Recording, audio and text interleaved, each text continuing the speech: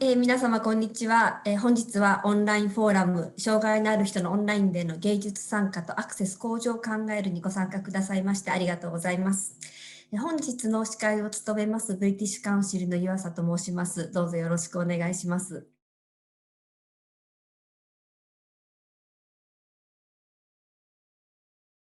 まず最初に少し私の方から今日の趣旨についてお話をさせていただきます。もう皆様もうここ1年経験をされていると思いますが、この新型コロナウイルス感染症の流行によって日本をはじめ英国、その他全世界の国の文化芸術団体が大きな影響を受けました。美術館や博物館、劇場が休館を余儀なくされ、開館後も感染対策を取らなければいけないなど、多くのアーティスト芸術団体がさまざまな困難に直面をしていると思います。そうした中で、そのあらゆる多くの幅広い人々に文化芸術に触れる機会を提供するために、オンラインのプラットフォームの導入というものが、活発にされているのではないかと思います。そうした中で、障害のある人のオンラインへのアクセシビリティをどのようにデザインするかということが、これまで以上に重要になってきているのではないかと思います。コロナウイルスの影響が収まって、以前のように人と人が対面で活動でき、前と変わらない、変わらないということはないと思いますが、そういったコロナ後の世界になったとしても、このオンラインを活用したプログラムの在り方の重要性というものは、残り続けるのではないかと思っています。本日は日本と英国のスピーカーの方にご参加をいただいて、また今日ご参加の皆様と一緒に障害のある人の多様なニーズを捉えて、また障害のある人もない人もあらゆる人が文化芸術に参加できるようにするためにどんなことができるかについて考えていきたいと思います。今日は英国からアンリミテッドのシニアプロデューサーのジョー・ベレントさん、Attitude is Everything のジェイコブ・アダムスさんにご参加いただいています。さらに、日本でも様々な取り組みが行われていますので、日本の取り組みを、英国のスピーカーの方はじめ、今日英国からもご参加いただいている方いらっしゃると思いますが、皆さんにもご紹介したいと思って、急遽株式会社プリコグの執行役員でシアターフォーオールディレクターの金森香織さんにもご参加をお願いしました。3人の方に順番にお話をしていただいたと後半、その皆様と少しお話をしながら、また今日、視聴していただいている方からのご質問にも時間が許す限りお答えしたいと思います。すでに事前にご質問を送っていただいた方もいらっしゃいますけれども、お話を聞きながらご質問のある方は Zoom の下に Q&A のボックスがありますけれども、そこにご質問をタイプしていただければと思います。時間の可能性のある限り、可能な限り取り上げさせていただきたいと思います。それでは、早速、3名のスピーカーの方に順番にお話をしていただきます。まず最初に、アンリミテッドのシニアプロデューサーのジョー・ベレントさんにお話をいただきます。ジョーさんには、そのアンリミテッドの、プログラムのご説明もしていただきながら、そのパンデミック下でどのような、事業対応をされたのかなどについてもお話をいただきたいと思います。ジョーさん、何度も日本にも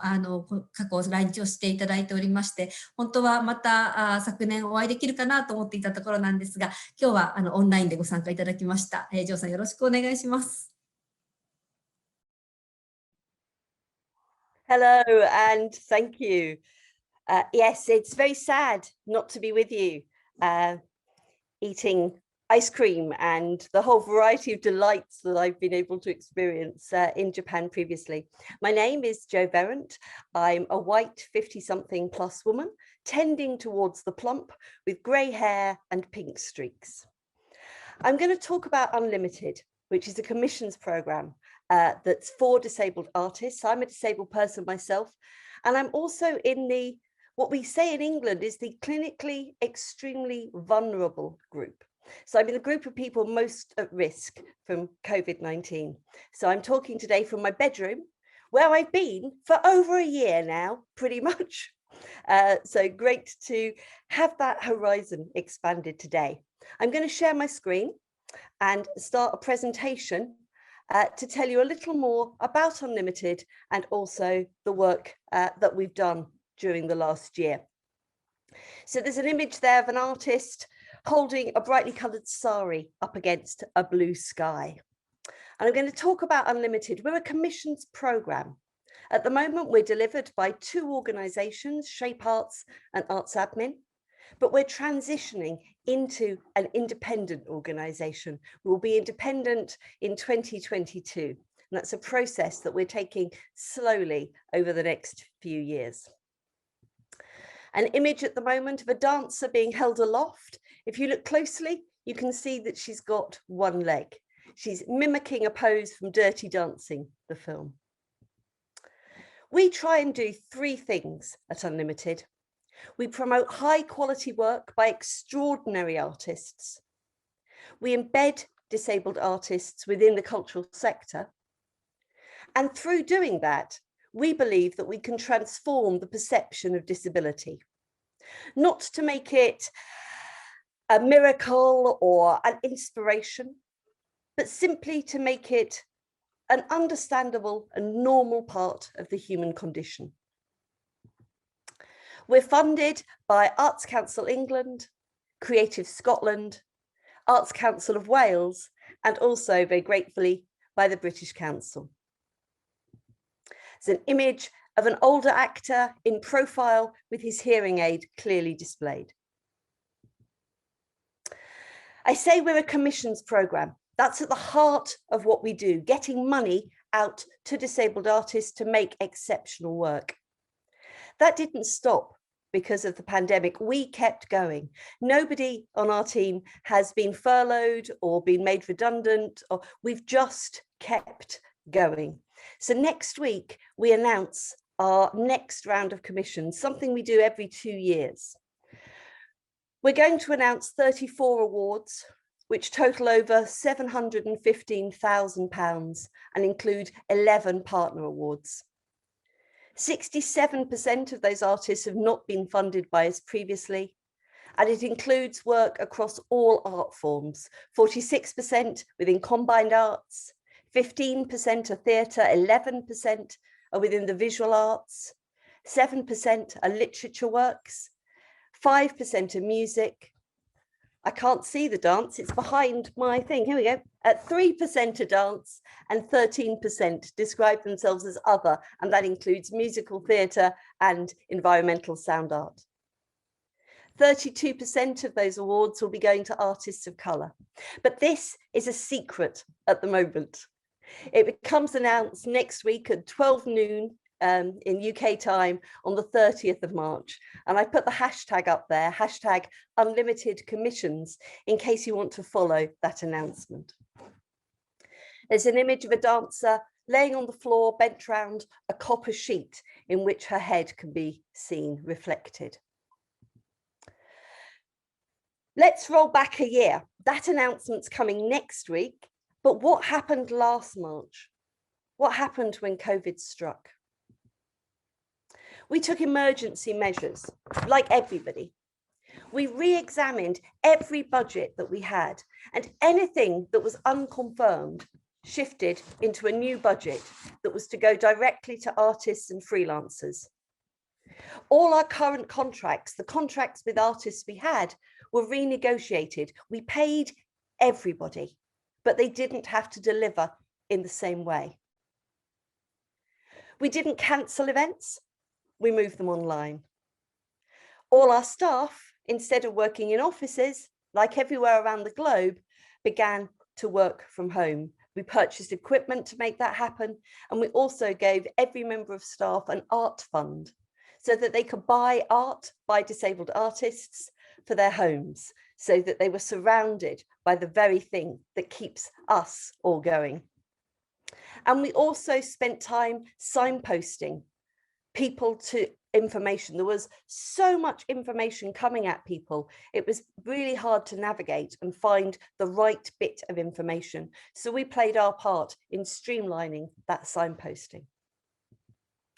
An image of our performance poets squatting with massive stacked heels.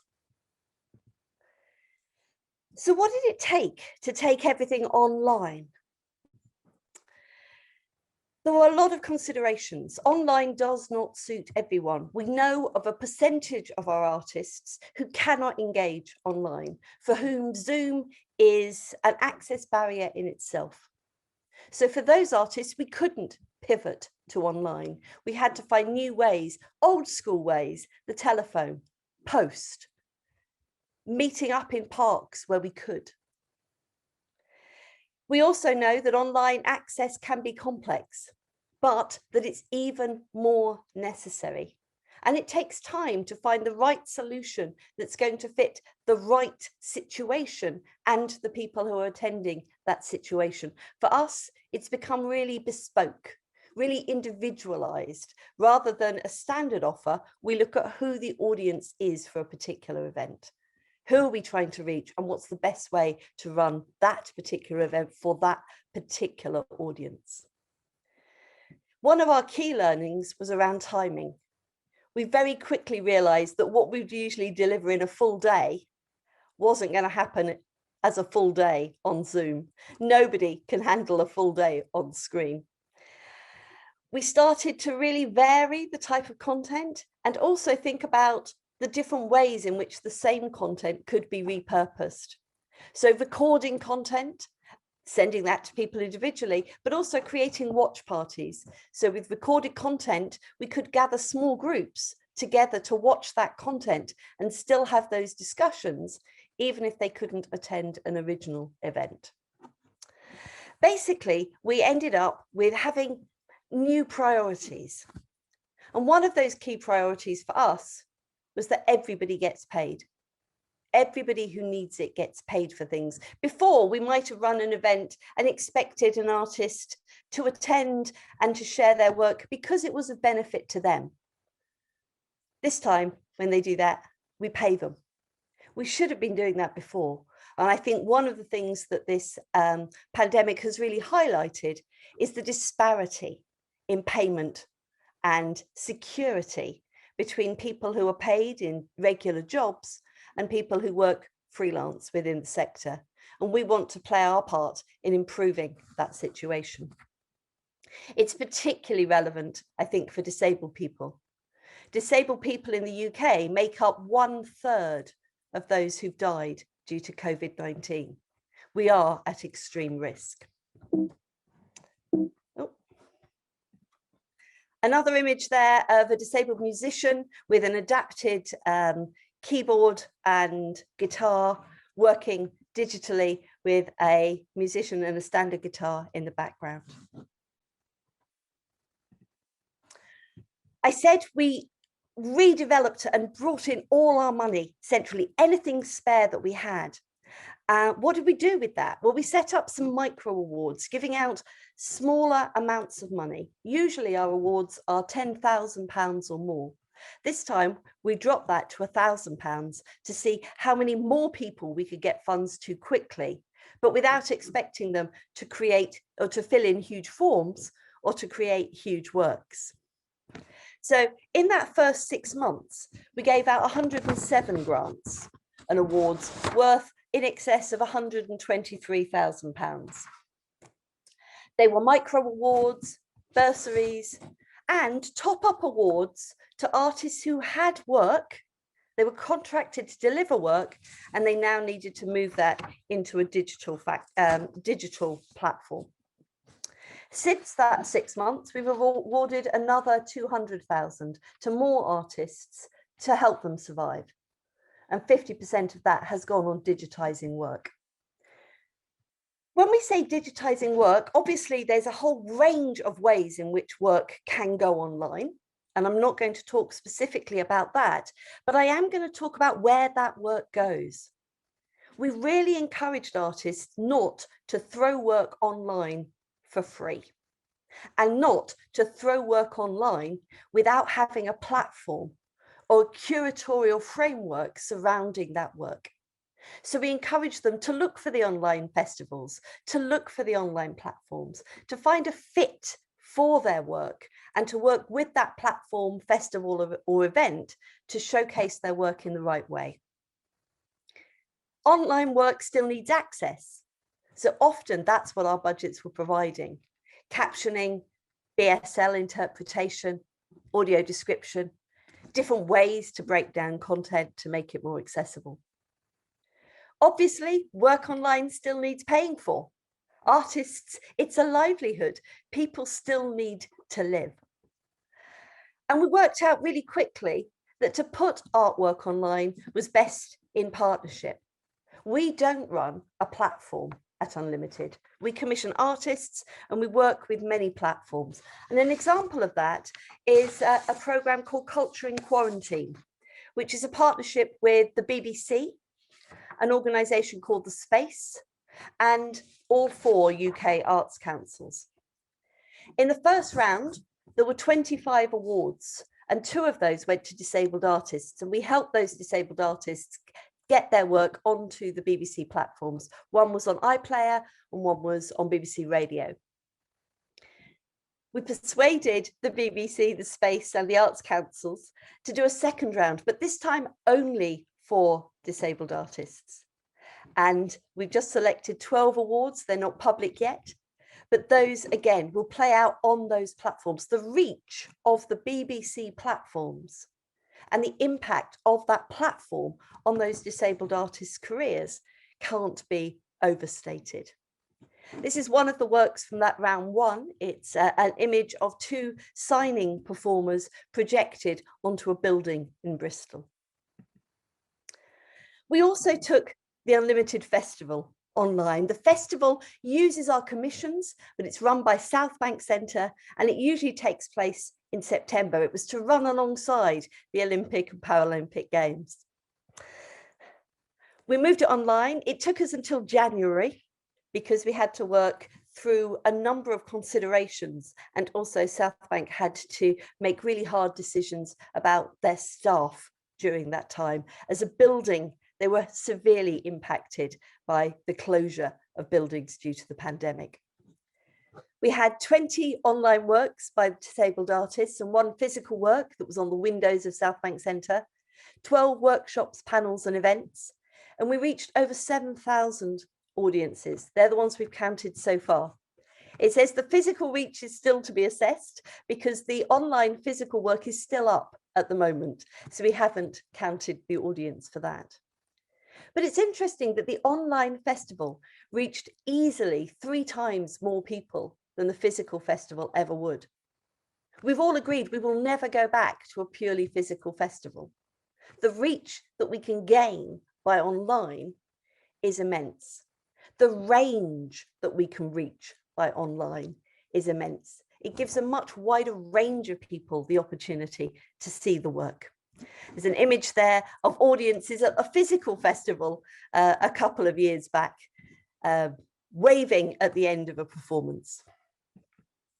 So I'm going to stop there. That's told you a little bit about what we do, why we do it. There's some hashtags and @ and a web URL there if you want to get in contact with us to find out more. But I'm really interested in the questions and answers here,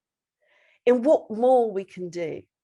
in how we can make the new future equally accessible, learning what we have from the pandemic so that we don't go back to normal, but instead we create a new normal that is more accessible and easier for all of us. Thank you.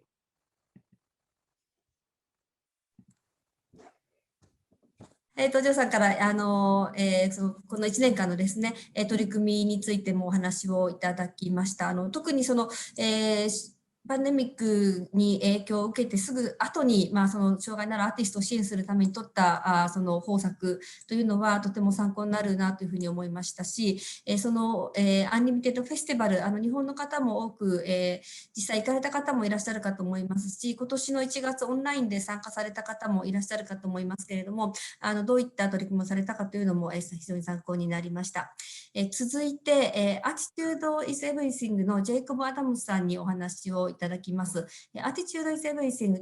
はですね、英国で障害のある人のライブ音楽へのアクセス向上に、取り組んでいる団体です。今日はその活動と、そして特にオンラインの音楽イベントのアクセシビリティについてお話をいただきます。ジェイコブさん、よろしくお願いします。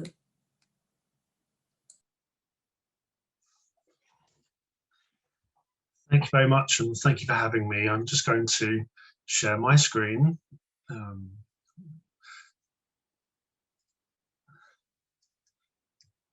Okay, I think that should be working. Yeah, it's a pleasure to be here today. Thank you so much for having me on behalf of Attitude is Everything. We had the honour of being invited to speak at Tokyo International Music Market in 2019. That was a fantastic trip and an opportunity to also to meet with the British Council team. And we're delighted to be kind of back here today digitally to share more of our work. And hopefully look to the future and opportunities to share our expertise with yourselves. So I'm the head of campaigns for Attitude is Everything. We are a disability-led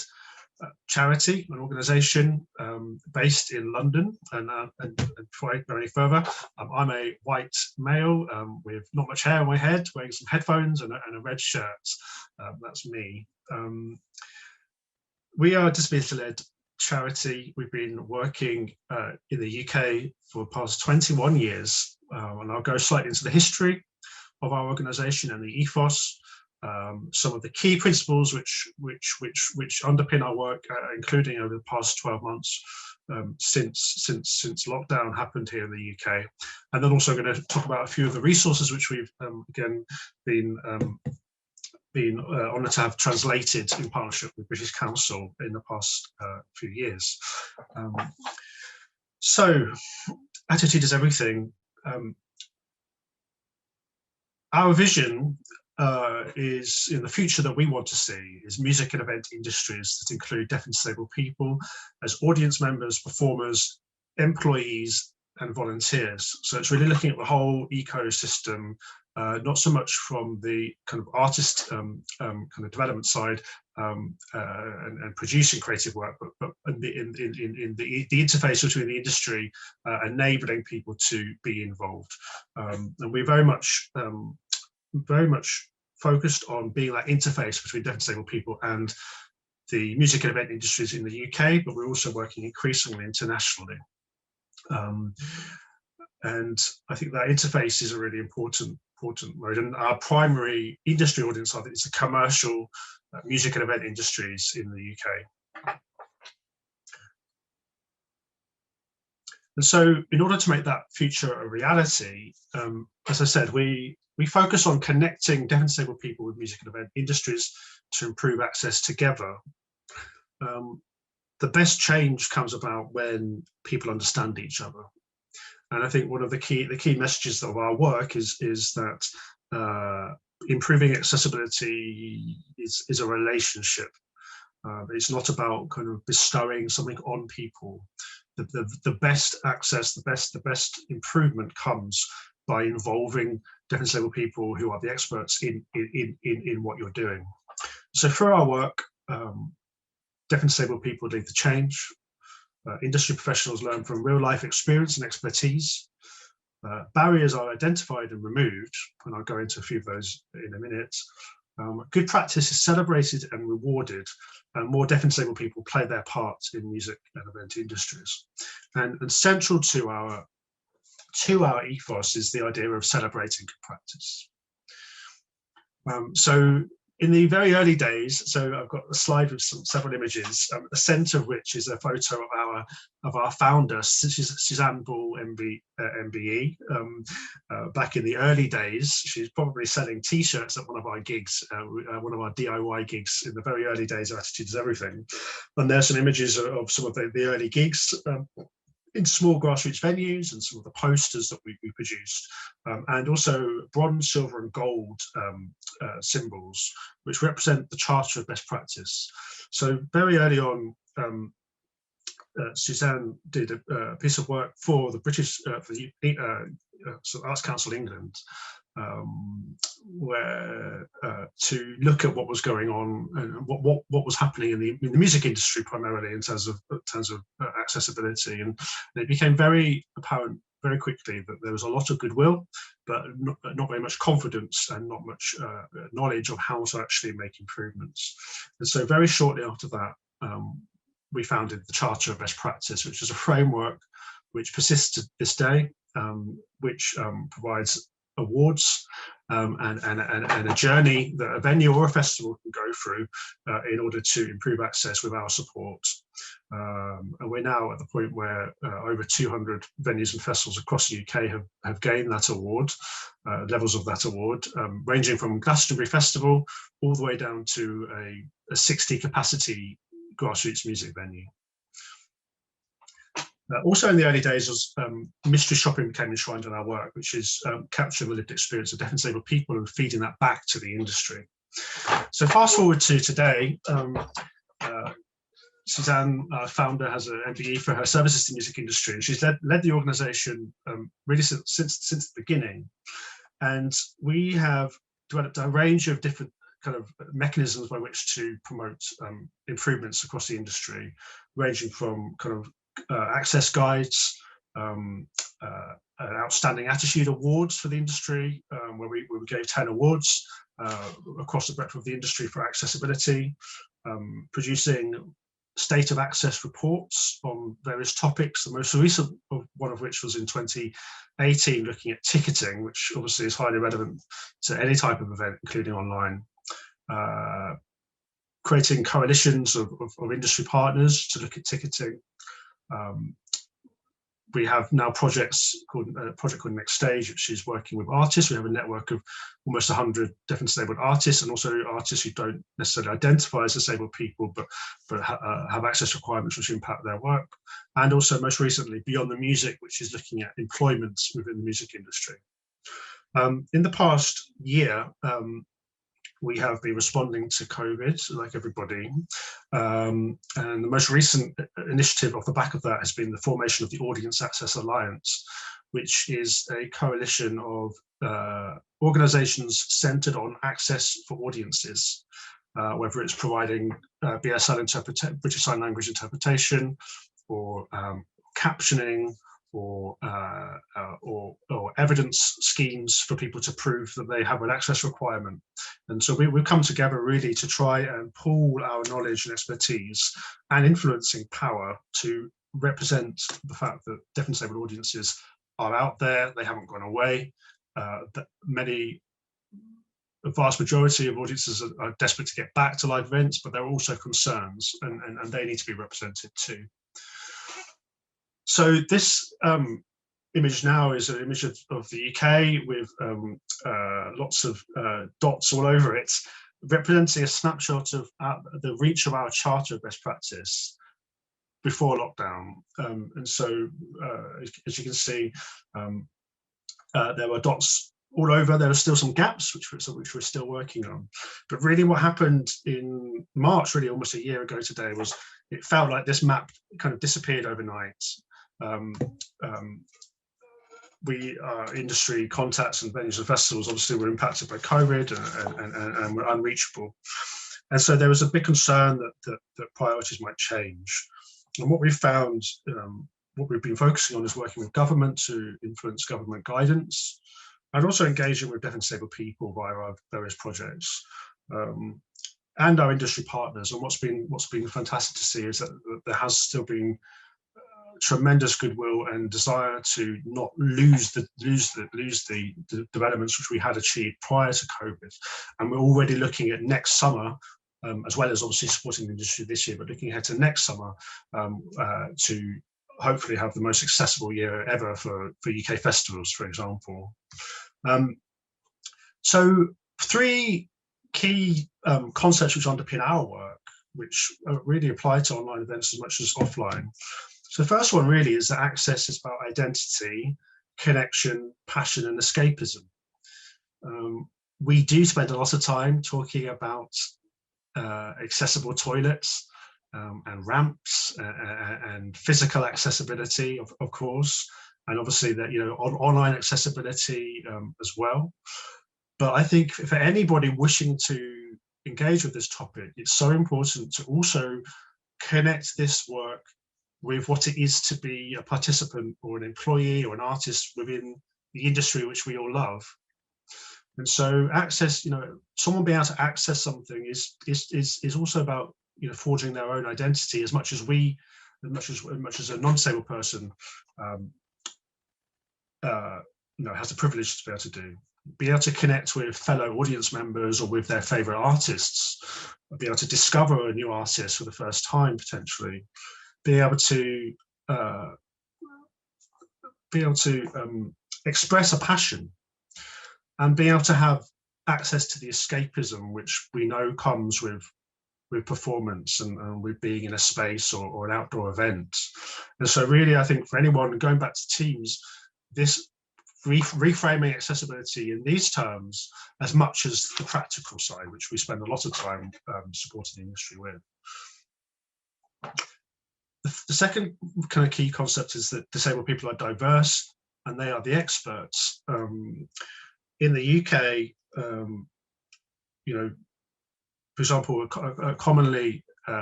disability and accessibility is associated with wheelchair users, rightly so, because there are a range of barriers which can impact wheelchair users. But in the UK, for example, there are 14.1 million deaf and disabled people, of which 1.2 million are wheelchair users. And so that's a fundamental kind of concept that actually, when we're talking about accessibility, we're talking about a vast diversity of access requirements. Also, we're talking about people from different backgrounds, different other identities, which may also be presenting them with barriers in life, different economic groups. In the UK, 28% of disabled people are below the poverty line, for example. Also people who are interested in different things. And so I think, again, thinking about engaging with deaf and disabled people through the prism of the fact that people are diverse, and also they're the experts, and that underpins our work, and it's our message to all of our partners, is that if you want to make changes, speak to people. There are countless organisations out there with working with people and disability-led organisations that can be engaged with, really wherever you are, and you'll be surprised at what can be unlocked when you get in a room with people and actually connect with people's lived experience and opinions, and their own perspectives. And then the final key concept for us is that people are disabled by the barriers they encounter, and this is both for physical and online events. And so really the idea behind this, which is a major thing that we're exporting and talking about worldwide now, is that whilst people may have impairments or health conditions, they are disabled by the barriers they encounter. And this is really one of the most powerful moments in training, which we've trained thousands of industry professionals. And really this concept can be the unlocking of thinking, to think creatively, because really what it poses is the question is, what are we doing which may be presenting a barrier for people who want to engage with our work, whether they are wanting to work for us or perform with us, be commissioned by us, or attend as an audience member. And so thinking of it in those terms and looking inwardly as an organization, as a venue, as an event, is incredibly powerful, and it really unlocks many aspects of making improvements. So the key message is everyone could do something. And I think that, again, we work with a vast array of different industry partners, from the biggest venues and the most well-resourced festivals, all the way down to small community events and small venues. And it would be perhaps quite easy to take quite a hardline approach and say, well, if you don't have X, Y, and Z in place, then we don't want to work with you. And that's not our ethos. And so we've spent a lot of time looking at how we can influence everybody and support everybody, the whole ecosystem of the music and event industries, because everyone can do something. And so that brings us on to some of our resources, which I'm going to focus on. And if people have questions about specific things, we're happy to answer them. We actually have 3 resources that have been translated in partnership with the British Council. Over the past couple of years, we've had 2 documents: the DIY Access Guide and Access Starts Online Guidance, published and translated into Japanese. The DIY Access Guide is it's in the style of a zine. It's designed to be printed off and put on a table, given out at a gig, in the foyer of a venue. and it's designed for promoters and artists and musicians, small venues, or really anybody who wants to take the first steps towards thinking about accessibility. And it really provides some very simple tips on things you can do, including perhaps if you are dealing or you have a relation, you have an event in an inaccessible venue, which coming back to the idea that everybody could do something. And so I messaged with this document to promoters and people putting on events or artists who are playing gigs or playing shows on tour, is that even if you are playing or performing in an inaccessible venue and you're not in a position to change that straight away, there are still things you can do. And a central idea of that is you know, if an event is down a flight of stairs, there will be people who will perhaps navigate those stairs but then need to sit down for the rest of the evening. And so it's this idea of thinking about spaces and how people may interact with them, and also providing people with clear information about what to expect. And that brings us on to Access Starts Online. And so we have two guides, one for venues and one for festivals. And this breaks down what information to provide for customers online. It's one of the key barriers is if people cannot find the information they need in order to book a ticket to attend something. And then finally, just very briefly, but we can happy to talk about this more. As of today, with the British Council of Japan, we have a translation of our recent guide, which we did during lockdown, which is Access Guide for Online Music Events, but really it's applicable to any online events. Sorry, what's that? Sorry, I just need to. So there are a lot of tips in that document. Apologies. And so very briefly, providing clear timings for your event, programming in breaks for events over an hour, choosing platforms that provide text chat, providing any script or set lists with lyrics in advance, sharing recordings post-event with subtitles, and asking everyone on video to audio describe themselves. I mean, that's just a few of the tips in that guide. Again, it's designed to be very, very accessible and a first step towards thinking about online access. And and alongside that, I think following on from Joe's presentation, looking at and learning from actual real life examples that are out there is one of the best ways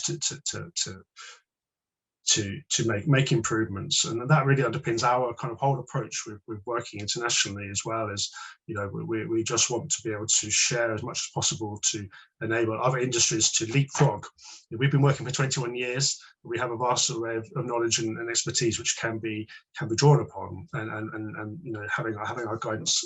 translated is a big step towards that goal. So I've spoken very briefly about online access, but happy to answer more questions as we go. I wanted to give a full picture of our work, and all of the things I've talked about relate to online access as well. This is our website and our Twitter account, and this is my email address if anyone wishes to get in contact with us. So thank you for your time, and look forward to any questions.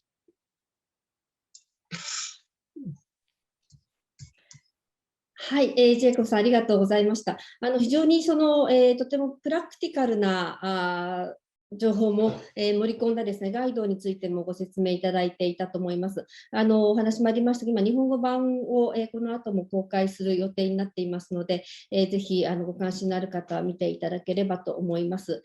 それでは、次にですね、続きまして、日本のちょっと事例についてもご説明をいただきたいと思います。株式会社プレコグの執行役員で、シアターフォーオールディレクターの金森香緒さんにお話をいただきたいと思います。アクセシビリティに特化したオンライン劇場、シアターフォーオールについて、そのご経験などもお話しいただければと思います。よろしくお願いします。こんばんは。今日はよろしくお願いします。シアターフォールの金森香緒です。よろしくお願いします。プリコグという会社の役員をやってます。スライドって今見えている状態、これからですかね。見えましたね。これが私の自己紹介です。ここには書いてないですけど、まあ、そうですね、40代の日本人女性で、いわゆる日本人、黄色人種とか鼻が低くて目が小さい背の低いおばさんですけれども、ですね、学生時代に実はロンドンに5年ぐらい住んでいたことがありまして、なんか今日ブリティッシュカウンシルさんに呼んでいただいたからというわけではないんですけれども、多様性、ダイバーシティということに興味を持つようになったのは、本当にそのロンドンでの生活が非常に大きな影響を私個人には与えています。で、今は、そうですね、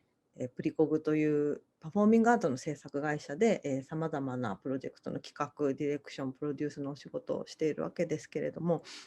次行ってください、ページ。で、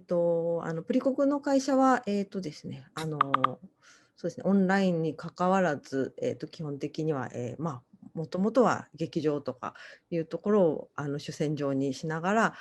ダンス、演劇、現代演劇ですね、の新作を、まあ、現代的な社会課題に向き合うような現代的な作品を、作り続けている会社です。で、地域との連携とか国際交流とか教育普及といったまあ、学びやコミュニティとのつながりというのも大事にして仕事をしてきている会社です。で、次のページ行っていただいて、アーティストとしてはチェルフィッチュ、岡田敏樹とか、上里雄大、柳原三国などのアーティストを長年マネジメントしてきておりまして、まあ、その他にも新しいいろいろなアーティストの取り組みもやっております。で、次のページ行きまして、で我々がそのダイバーシティ、アクセシビリティ、バリアフリーといったことに大きく関わるようになったのは、トゥルーカラーズフェスティバルという、日本財団が主催している超ダイバーシティ芸術祭というプロジェクトの事務局運営の、仕事を2019年、2020年にわたって、やらせていただいたのが、まあ、きっかけというか非常に大きな学びを得たプロジェクトでした。でそうね、この時はコロナの前の時代でしたので、実際の会場におけるバリアフリーサポートっていうのを中心に実施してまいりまして、そうですね、本当に今までの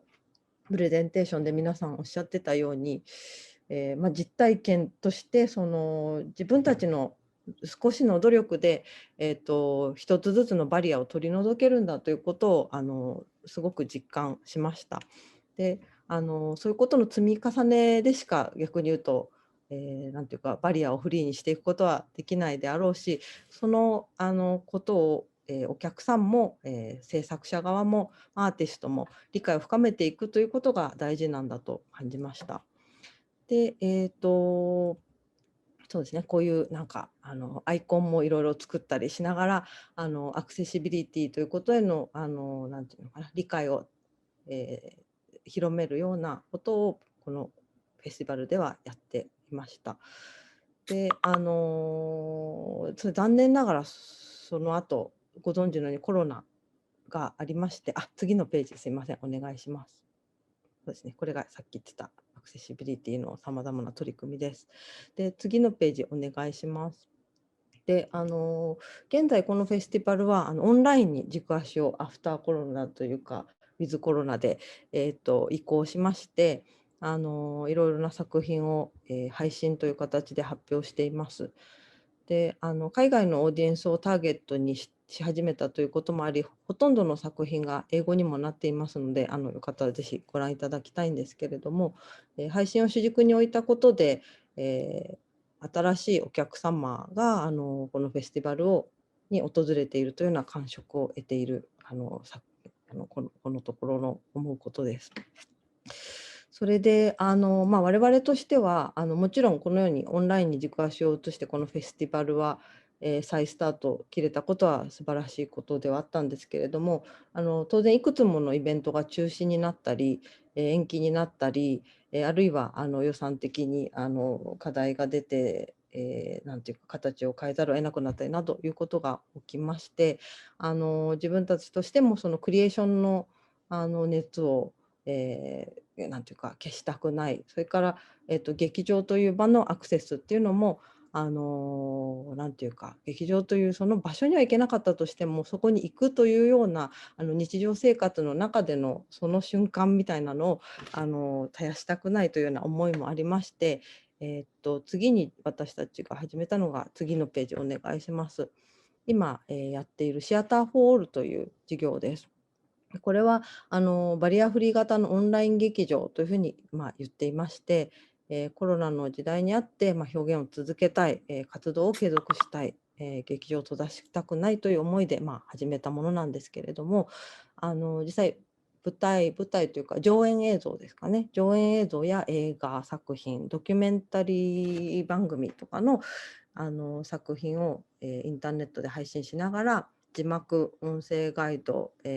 ろいろな言語での翻訳、主に英語ですけれども、それから、その分かりにくさみたいなのも一つのバリアかなとも思っているので、ラーニング企画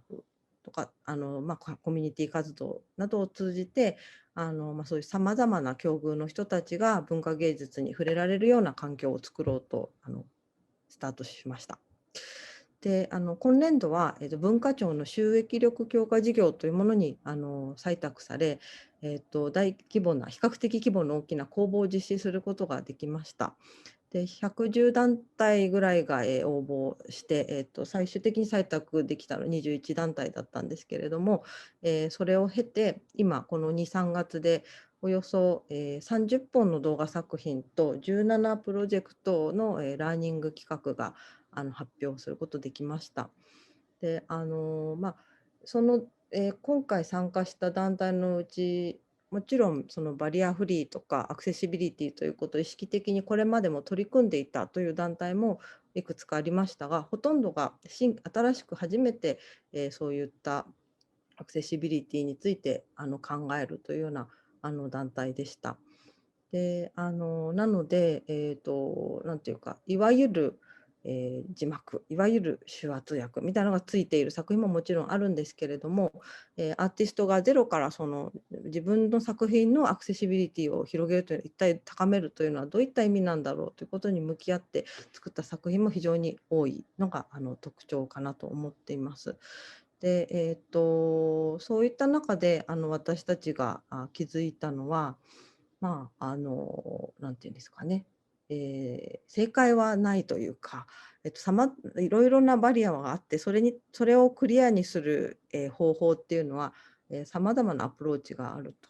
で、お客さんもそれぞれ個別の事情や個別の課題を抱えていたり、個別の趣味嗜好があったりするので、なんていうか、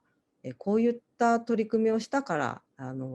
全ての例えば視覚障害の人のバリアを取り除けたみたいなことはないというのは我々の今学んだことです。でだからといってもちろんなんかそれは悲しいことというかではなくて、そのことを前提にやはり議論をしたりとか、じゃあ他のやり方って一体何だろうというのをまた考えたり、そのことによって次の作品のブラッシュアップにつながったりということが大事なんだろうと思っています。つまりその、言うまでもないことですけれども、こういう皆さんの集まっている場では最大公約数的な一見効率の良いソリューションを生み出すということは意味がなくて、時間をかけて個々の観客の皆さんの個別性に向き合う姿勢っていうか、そのことに対する覚悟みたいなのを作り手もそれから見る側も、持つというのが大事なのかなと考えています。で次のページお願いします。でそうですね、シンプルにこういうことをやっていますという図なんですけれども、ここでいろいろなアクセシビリティ対応をしていますという話と、一番右側にその、作品、オンラインで会員登録して視聴して、その右側に吹き出しがありますけど、これがコミュニティに参加するという部分です。でここがすごく大事だというのが先ほどから言っていた部分ですね。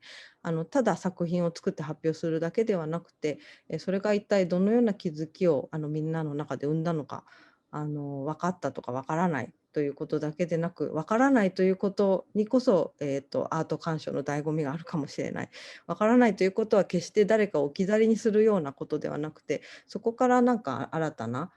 クリエーションの発見がある、非常にクリエイティブな感情なのかもしれないみたいなことを、例えば話し合ったりしています。でその場こそが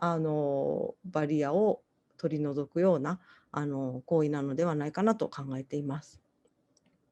で実際のちょっと作品いくつかご紹介できればと思っています。で、次のスライドお願いします。で例えばこれは、ですね、盲ろう者の、生活に関するドキュメンタリーなんですけれども、盲ろうを生きるという作品で、これの続編がこの度また作られました。で、コロナ禍で、盲ろう者がどのような生活をしているのかということが描かれています。こちらはその音声ガイドや日本語字幕というのが、ついていますけれども、英語字幕もついてますね。で一般の人たちにもそういった鑑賞サポートというか情報保障のことを知っていただくためにデフォルト版、一般の人が見るものにもそういったガイドがついている状態になっていたりします。次お願いします。次は、ウィスト・ポンニミットさんという、タイのアニメーション作家の方の作品ですけれども、彼は初めてこのバリアフリーというものに取り組んだということだったんですが、タイ語の独特のイントネーションとか、これの映像についている音楽とかをこの右の方で波形で表現をしていたりとか、独自の、なんていうかバリアフリーの取り組みというのをしていただきました。それから次お願いします。でこちらは、日本の落語ですね。古典的な、日本の、コメディというんですかね、なんか落語ですけれども、こちらは、そのお話しすることの中のなんか、擬音とかオノマトペみたいなのを、ビジュアルで表現するというような、字幕というのかそういった、文字での表現をビジュアルで分かるように見せるという取り組みをしていただきました。この方々も初めてバリアフリーに取り組んだ事業者さんです。から次お願いします。次は、現代美術作家の毛利優子さんの作品で、このインスタレーション作品自体は過去のもので彼女の代表作の一つなんですけれども、これの解説を詩人のコラボレーターの方が作られて、なので詩という新たなクリエーションが重なりながらそれが、音声ガイドとして機能することを目指したものです。こういった取り組みは他にもいくつかあったりして、チェルフィッチュの山がつぶやいているというエクストラ音声ガイドも講演の中で、作られたりしました。で次のページお願いします。でちょっと我々の授業としてはそういった意味でこの3つの柱で運営してまして、作品制作と動画配信をするパートと、教育ラーニングというコンテンツで作品への入り口を作ったり、あるいは作品を見た後に考えを深めたりすることをやる部門と、それから、ラボといって常にいろいろ有識者の方にヒアリングをしたり、当事者の人とお話ししながらどういったサービスが必要とされているのかっていうのを研究を深める部門と、これがこうそれぞれにこう作用しながら日々運営しています。ちょっとあと何分いいんでしたっけもうちょっとだけ作品を紹介すると、今のこの3つの事業が、作用し合っているということの例で言いますと、もう次の、スライドをお願いします。こちらのダンスのアクセシビリティを考えるラボっていうのをやりました。これはですね、視覚障害者の方にさまざまな方法でコンテンポラリーダンスを鑑賞してもらうというワークショップで、4人のディスクライバーの方々にそれぞれ批評家の方、詩人の方、美学者の方、インタープリターの仕事をしていらっしゃる方という異なる4人の方に、オーディオコメンタリーというか作っていただいて、それぞれ視覚障害者の当事者の皆さんにフィードバックをいただいて、ダンスを言語化するというのはどういうことなんだろうというのを、3日間ワークショップとしてやったものです。でこういうことを通してワーキンググループが生まれたりということもありますし、それぞれが、それぞれの持ち場というか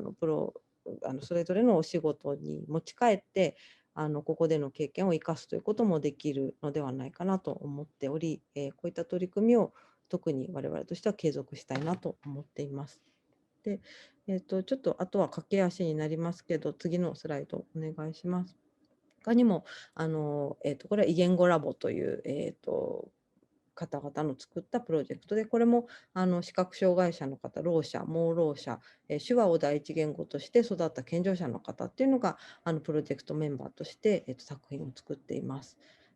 そういったものや、次のページお願いします。こちらは、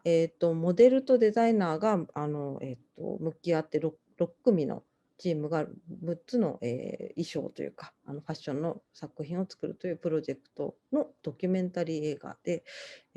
それぞれ多様な身体、義足の方、ダウン症の男の子、両足を切断している女の子のモデルさんとか、それぞれいろいろな、身体のある、モデルさんに、ファッションが向き合うというプロジェクトです。そういうものもありました。それから、次のスライドお願いします。これは、タンポポの家という、施設が、関西の方にあるんですけれども、こちらにいらっしゃる脳性麻痺の方々を中心にして、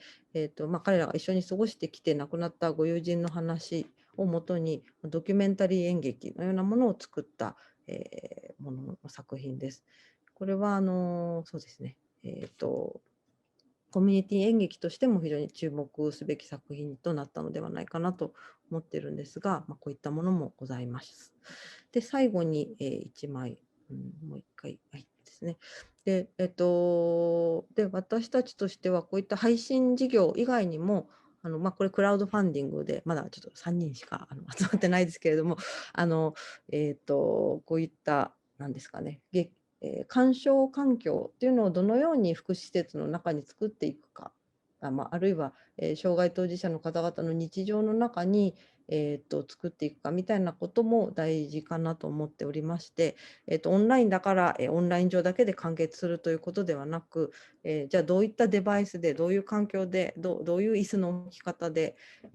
見たらより楽しめるのかとか、施設内のどの部屋をどんなふうに使ったらみんなが集いやすいのかとかいうことも一緒にコンテンツを届けることと合わせて開発していきたいと思っていて、こういったクラウドファンディングのプロジェクトを使って、全国のさまざまな施設に、視聴環境を届けるというようなプロジェクトも、やっていたりします。なので、完成した作品をただ配信するだけじゃなくて、作るプロセスから、見終わった後にディスカッションすることから、それからそれを、見る環境をどう整備していくかみたいなことを理解を深めていくこととかっていうのも合わせてオンライン型の劇場として、捉えていきたいなと思って活動をしております。以上でございます。長くなります。すいません。今日はありがとうございました。シアターフォールというサイトなので、このチャットのところにリンクを貼らせていただくので、よかったらぜひ皆さん見てみてください。英語になっている作品も20作品ほどありますので、ぜひ見ていただけたら嬉しいです。はい、金森さんありがとうございました。そのシアターフォールをきっかけに、それまでアクセシビリティをあまりやっていなかった団体も含めて、またアーティストも含めて、その何ができるかということを考えて、そういったことに取り組むところが増えてきたというのもすごく素晴らしいと思いましたし、今お話を伺っていると、そういった作品を提供するだけで、そのプロセスあと対話をしていくっていうところにとても力を注いでいらっしゃるなというふうに思いました。ちょっとここからですねお話しいただいたジョーさんとジェイコブさんも入っていただいて、少しお話をさせていただきながら、あと残りの時間でですね皆様からのご質問にも可能な範囲でお答えしたいと思いますので、見ていただいている方で、ご質問のある方、チャットボックスではなくてですね、Q&A というボックスがありますが、そちらの方に、質問をポストしていただければと思います。質問をお待ちする間にですね、ジョーさんと、ジェイコブさんと金森さんと少しお話をしたいんですが、ジョーさんは多分日本に初めていらっしゃったのは、いつでしたでしょうか。2014年、5年ぐらいに来ていただきましたかね。Yeah, I think I've been 3 times now. I think the first time was I came over and went to a number of different places, which was amazing because there's an assumption that it's just Tokyo, and it so isn't. Japan is a hugely diverse country within itself. And I really think that to understand more about the nature and the culture and also the position of disabled people within Japan, you absolutely have to get out of Tokyo and really look at the breadth of the country. でおそらく多分初めていらした時もう5年前とかになるのかなと思いますけれども、その時はまさか、当時からですね、日本が2020年にオリンピックをパラリンピックゲームをするというのが決まっていた時だと思いますけれども、まさかその2020年が、パンデミックで、全て大きな変革というか影響が、世界中にあるということは全く思っていなかった時なんですけれども、そこから、数年経った中で、日本でまたシアターフォーオールのようなですね、国のお金も大きく入って、そしておそらくネットワークを作りながら、そして皆さんが知見を共有しながらこういったプログラムが立ち上がっているというのは、ぜひですね、去年もお越しいただいて、ジェイコブさんもお越しいただいてますけれども、ジェイコブさんとジョーさんにもご紹介したいなと思っていたので、今日はとても金森さんにお話しいただいていい機会だと思います。いくつか質問が入っているんですが、この文化芸術のアクセスとか、参加っていうふうに言ったときに、おそらく作り手である、アーティスト、障害もあるなしに関わる、アーティストと、それを提供するプレゼンターである、特にAttitude is Everything のジェイコブさんたちも劇場とかプロモーターとかライブハウスとかそういったところの支援というのをすごくされていると思いますが、そういった方々がいて、そしてもう一つの3つ目のグループとしてはその観客の方々っていう、そして多様なニーズのある人たちがいるというのがあるんだと思うんですね。ちょっとまず最初にその観客について、のアクセスについてちょっとお話を少ししたいなと思うんですけれども、ジョーさんと金森さんのお話、共通していた点が、そのオンライン、ジョーさんがおっしゃったのは、そのオンラインっていうのが全ての人にとって等しいソリューションではないというのが一つ指摘があったということと、お二人から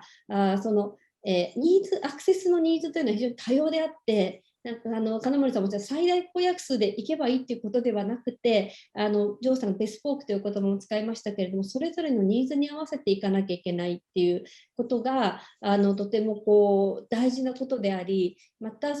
特にオンラインで提供するときの課題なんじゃないかなというふうに思うんですね。で、一つチャットの方にもご質問もいただいてるんですけれども、特にオンラインで、考えたときに、その多様なアクセスのニーズがある人たちに対してプログラムを提供するときに、特にどういうことを気をつければいいんでしょうかというのが一つと、今Q&A の方には、一体どの段階からアクセシビリティについて計画をするべきでしょうか。その出来上がった作品についてアクセスをつけるっていうことも一つあると思いますけれども、その企画を立てるどの段階からアクセシビリティを計画するべきでしょうか。これお三方どなたにでもお答えいただきたいと思いますけれども、どうでしょう。ジョイさんいかがでしょうか。Can I jump in? どうぞ。I think it's even before the planning stage, because I think it all depends on the art and the way in which you want that art to connect with that audience, because that will tell you the different routes. And it may be that you actually have 3 or 4 versions. We had an artist who was making a play, and that would have been a physical play. But actually, in translating it online, it became a game and not a live streamed theatre piece. It became a game with different options that you could play in tiny chunks if you wanted. Its audience was for disabled people in hospitals undergoing cancer care. And actually, the ability to do something in 5-minute chunks rather than watch something for 45 minutes became really, really intrinsic to the design of that piece. And actually the audience then grew exponentially because of that, because it can be played on an iPad. So I think you have to go almost pre-planning. You have to let go of your original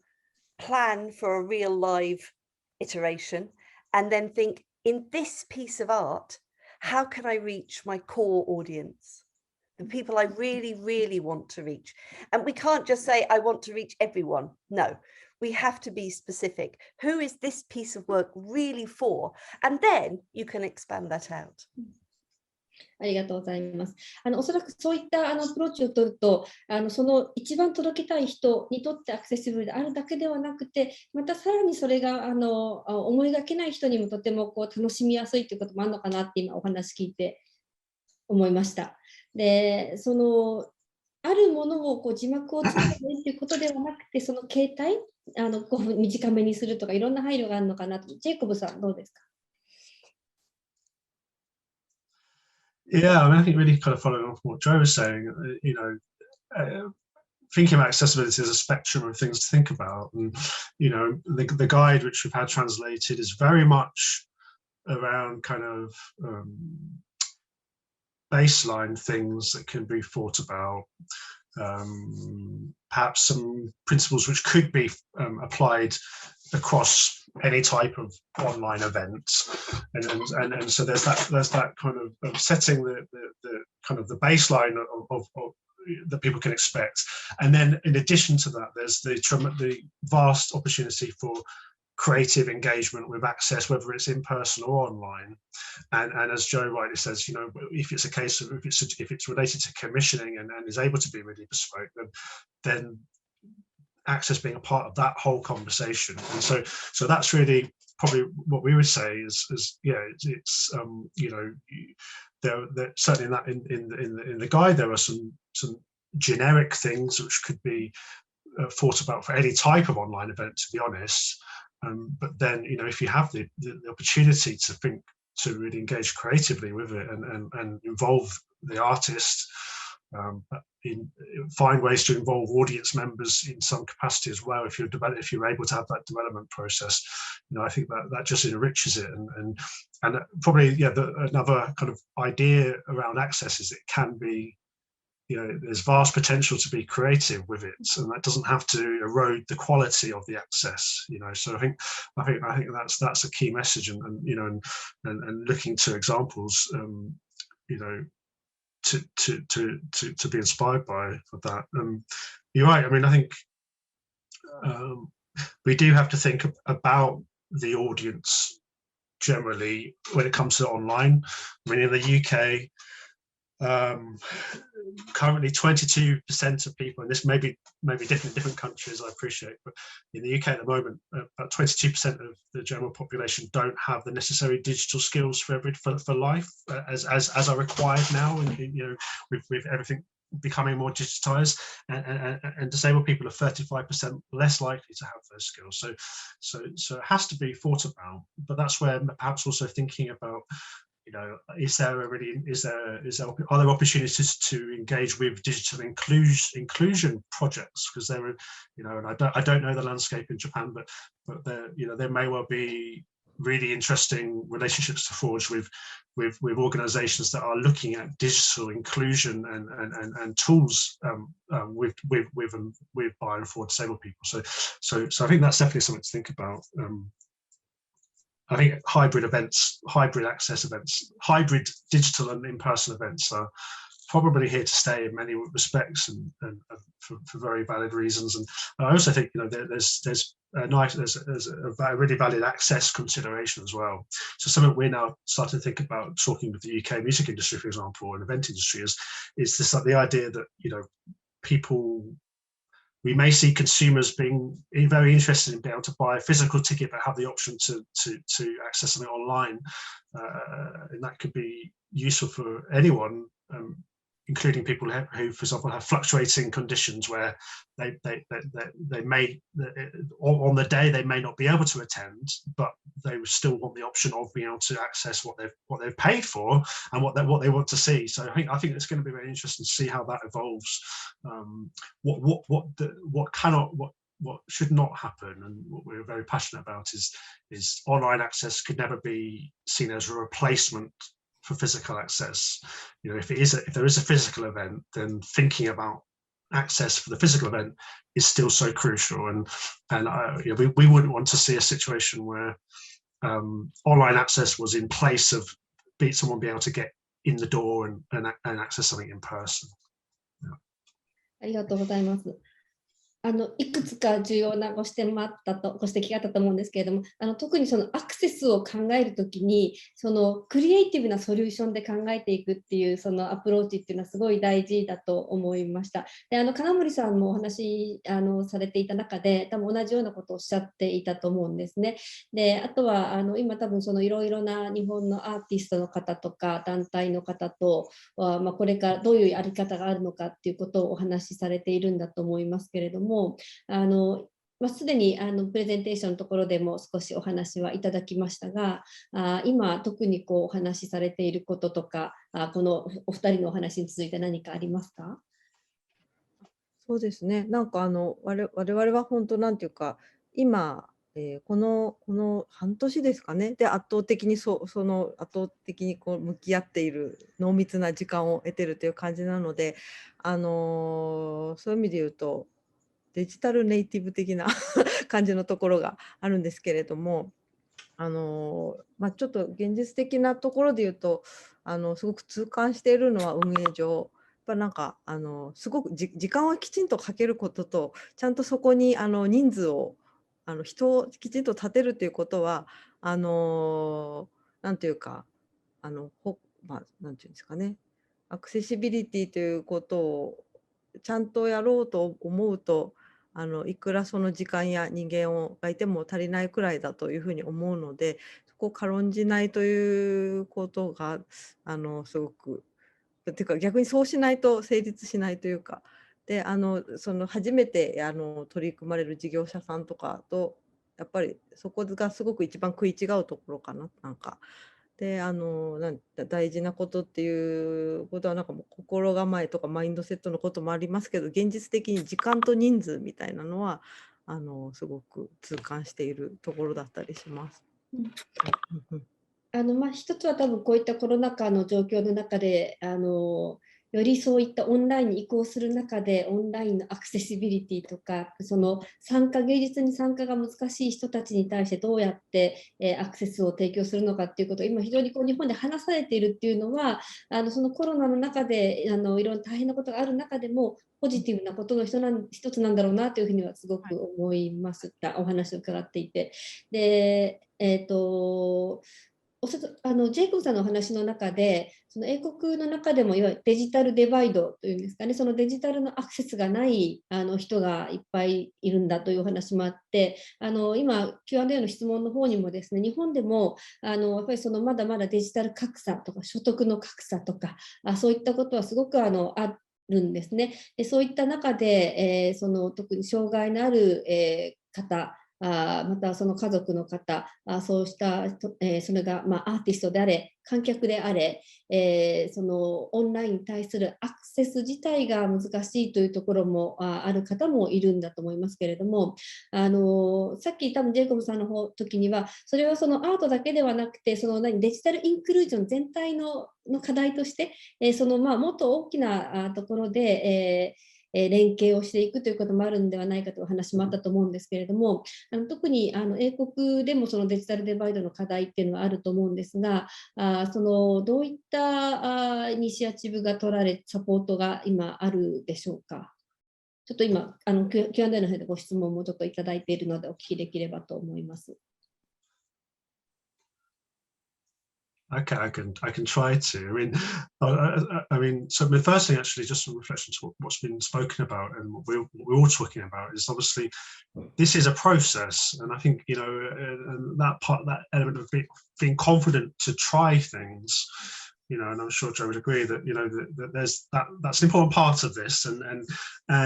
it's very difficult to get things absolutely perfect straight away, and that's where it is a relationship, and it's a conversation, whether it's with artists or with audience members,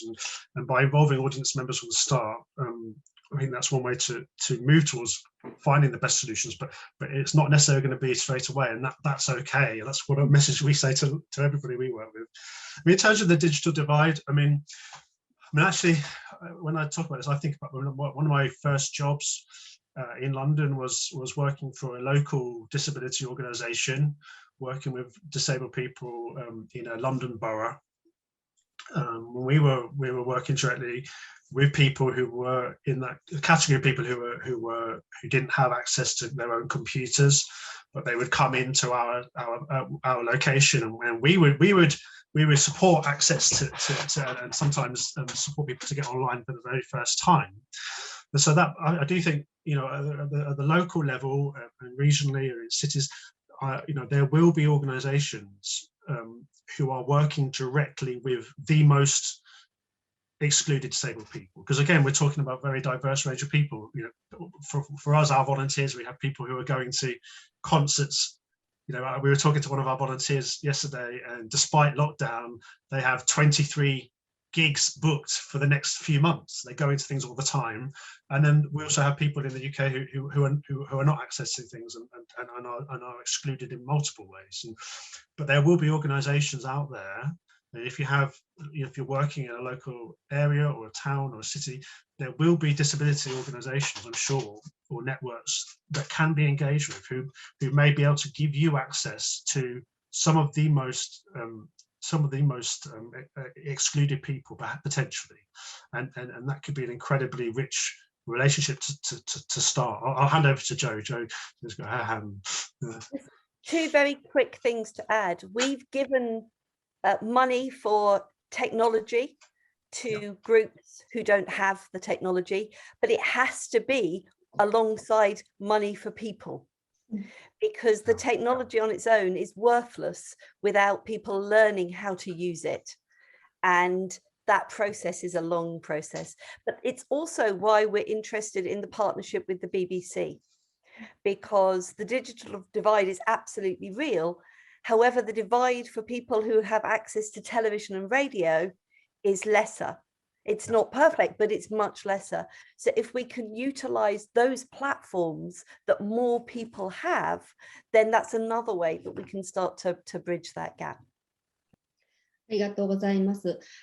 今その参加する観客のアクセスについてお話をしているんですけど、もう一つではその観客の方がもうそこのプラットフォームまで来て見ているところで今どういうふうにアクセスをするかということので、例えばそれが、キャプションだったり、あとは手話だったり、オーディオディスクリプションだったり、いろいろな、サポートがありますが、そもそもまずはその障害のある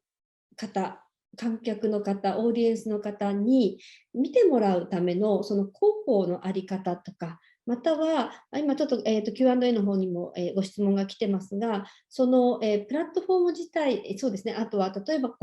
じゃあ劇場に行ってみようとか映画館に行ってみようって言った時の、その、チケットを買い求める時の、情報が十分ではなくて、その障害のある方が希望する席が買えないということも出てきたりもするということもあるんだと思うんですね。で多分金森さんがやってらっしゃるシアター・フォー・オールもですね、実際その作品を提供してアクセスを提供したところまではだけでは不十分で、実際にそれを見ていただく方に届けなきゃいけないっていうところで、そのいわゆる広報とかコミュニケーションとかそういったマーケティングとかっていうところのあり方っていうところで何かヒントになることがそれぞれどなたかあるでしょうか。金森さんどうでしょう。なんかその特に広報などで。なんかヒントということではなく、本当に何をやってるかということでしかないんですけれども、やっぱりその今ご質問にもどなたか来ているように、そのプラットフォーム側のアクセシビリティの課題というのは本当にあって、決済の仕組みだったりとか、クレジットカードのなんか認証のところだったりとか、なのでそういった場合には本当に現実的に電話窓口を設けるとか、銀行振込に対応できるようにするとか、クレジットカード決済だったら即その瞬間から見れるようになるけど、銀行振込だと3日はかかるみたいな、そういう時間の幅を持たせた、サービスの設計にするであるとか、本当にそういうことを一つ一つやっていくということでしかなく、例えばチラシも、ご要望いただいたら展示板を作って郵送するとか、具体的に本当に個別の対応を作っていく、全てがそのデジタルの仕組みとかプラットフォームの仕様みたいなことで解決できることではないので、時にはその、施設の人に、何ですか、タブレットの使い方をお伝えしに実際出向いて行ってお伝えした後に、そのタブレットの使い方を職員の方が理解した上で、当事者の方に見ていただくとかっていうことを一つ一つ積み重ねていくことでしかなかったりして、なので、コミュニティの土壌をなんか相談し合える仲間というかをなんていうか常時なんていうか運営できるようにしておくっていう、コミュニティを運営するっていうことが我々はすごい大事なのかなと思って今取り組んでます。ありがとうございます。ジョーさんのアンリミテッドのフェスティバルもオンラインウェブサイトの方で今年はオンラインに移行したところなんですけれども、おそらくさまざまな方がに参加されるので、そのものすごくいろいろな情報提供をしていたなというふうに思いました。特に気をつけられた点っていうのはありますか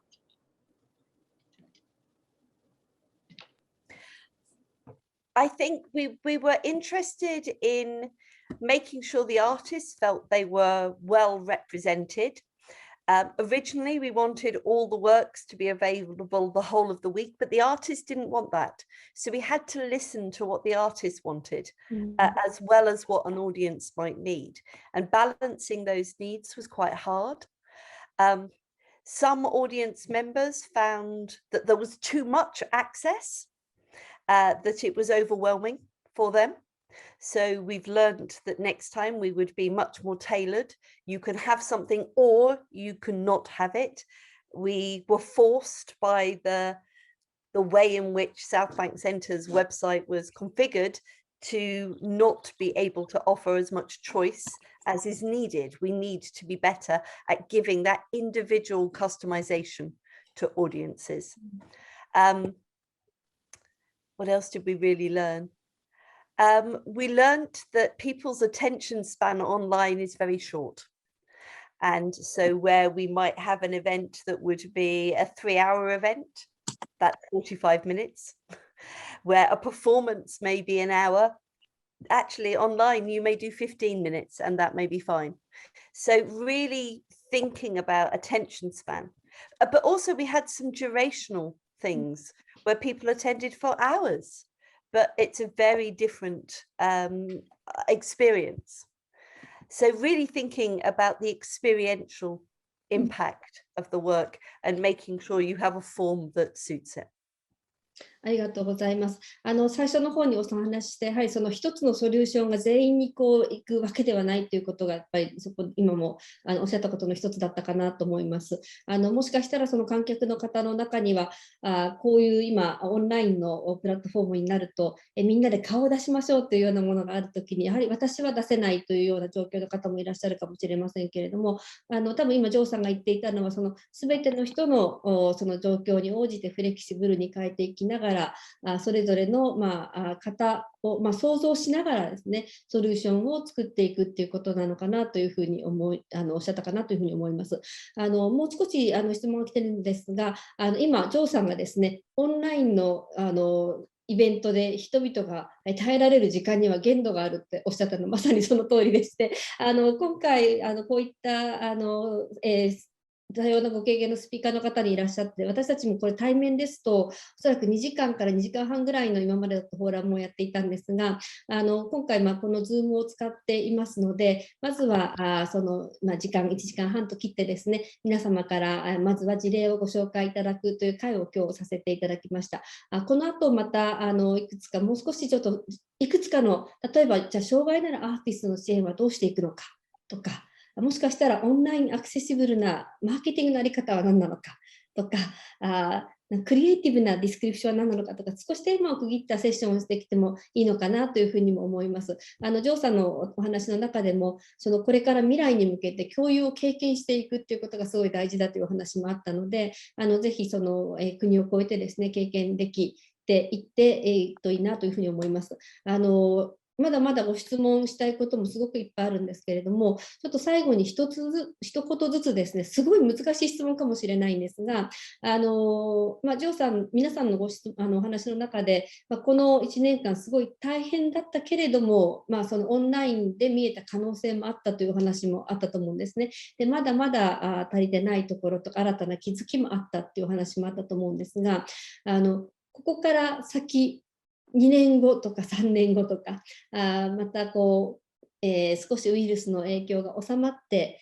いく新たな世界が来ると思うんですけれども、そうした時に向けてですね、この1年の経験を持って、この先のアートのあり方で、それがいかにアクセシブルであるかっていうところで、どういう未来を描いていらっしゃるでしょうか。すごい難しい質問でしょうかね。ジョーさんから。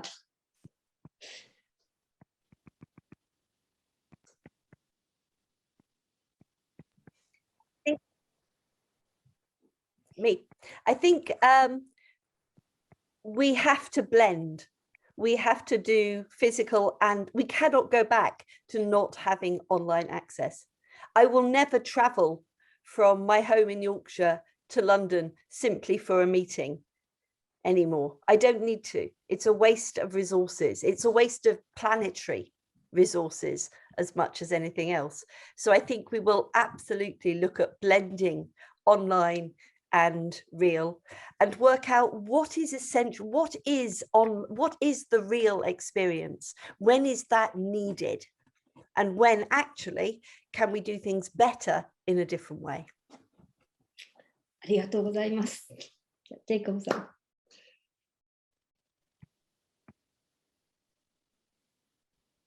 ミュートになってます。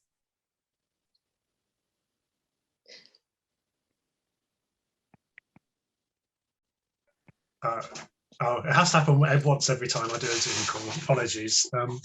Yeah, I mean, I think this call is an example of the connection that can be achieved with digital events, and I think and that can carry forward. And there is obviously digital exclusion and things like that, but this platform, and whether it's actual events and creative events, but also being able to speak with people, as Joe said, there's a lot of barriers that are removed because of being able to get online. And so one thing we're saying to people is thinking of your digital offer as also a means of engagement with audience engagement, and yes, via kind of creative events, but also perhaps in other ways of having conversations which you may never be able to have before. And really think about that, because I think there are people who are supremely confident about engaging in the arts, and before the pandemic were doing it on a weekly basis, and there are people who were just at the very beginning of that journey, or perhaps felt that live events were just not for them because of their access requirements. And then on top of that, now we have people who are going to be understandably perhaps nervous about returning to crowds because they haven't been in a crowd for a year. And so I think thinking about audience confidence and how we can use digital events to reach out to people, yes, to provide them access to arts, but also to perhaps provide them access to a conversation, and perhaps to be able to use online to pave the way for people to maybe come into the physical events. And we know that a lot of our partners who have been doing online events have been reaching entirely new audiences. So there's an opportunity there. There's also an opportunity to see how we can convert those online audiences into in-person audiences as well. So I think that the key thing for us is that ongoing conversation and using online to have a conversation as well as to deliver content to people. ありがとうございます。では最後に金森さんお願いします。ミュートになっております。あれ聞こえますか？はい、大丈夫です。はい。そうですね、なんか難しい質問ですけれども、何でしたっけ？やはり先ほどお話ししたように、我々もそのオンラインの劇場というふうに言ったことで、いろんな各地の事業者さんの作品と出会えたということはありまして、それはきっとそのコロナが明けた後もリアルの公演ということが生まれつつも、今生まれたこのコネクションであったりとかつながりとか、そういうふうに地理的距離を超えて、一緒にプロジェクトが組めるであるとか、このような海外の方とも、トークイベントをするみたいなことも以前に比べてすごく一般的になりましたし、そういう国際交流の垣根を低くするみたいな習慣ができたのは、この今の時代のすごく一つのなんていうか良かったこと、大変ではある中では良かったことかなと思うので、そういう、コミュニケーションをこうなんていうか加速させた部分を生かしながらそのプロジェクトを、マネジメントしていく方法っていうのもきっと変わると思うので、そういう中でリアルの公演の作られ方とか、コラボレーションのなんかなんていうかダイナミズムみたいなのもきっと変わった形でまた、花開くのではないかと、そのための準備期間かもしれないぐらいの気持ちでいろんな人との出会いを大事にしたいなと思ってます。ありがとうございます。ちょっと時間が過ぎてしまいまして、大変申し訳ありません。今、多分3人の皆様からずっとこのお話の中で、大変な時だったけれども、やっぱり見えてきた可能性ということが、とてもこの先に向けてですね、この1年あったからこそ、また次のあり方が見えてくるということはとても心強いなというふうに思いましたし、アクセスというものを本当にクリエイティブに捉えていくということと、ジョーさんがこのいつ考えるかと本当に早い時から考えていくというその考え方っていうところも非常に参考になったかなというふうに思います。コロナ前と比べてその見えてきた新たなアクセスのバリアっていうものもあるんだと思うんですね。オンラインだからこそ生じた新たなバリアもありますし、そういったところをですね、すべてのプログラムを考えたりコミュニケーションしていくときに、あらゆるア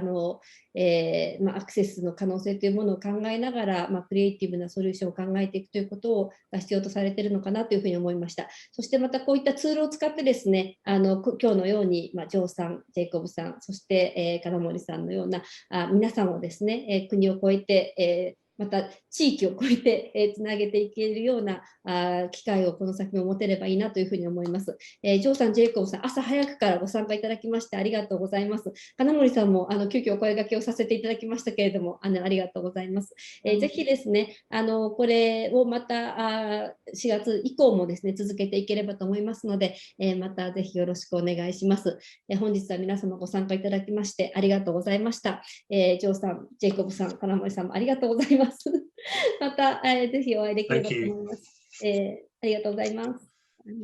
Thank you very much.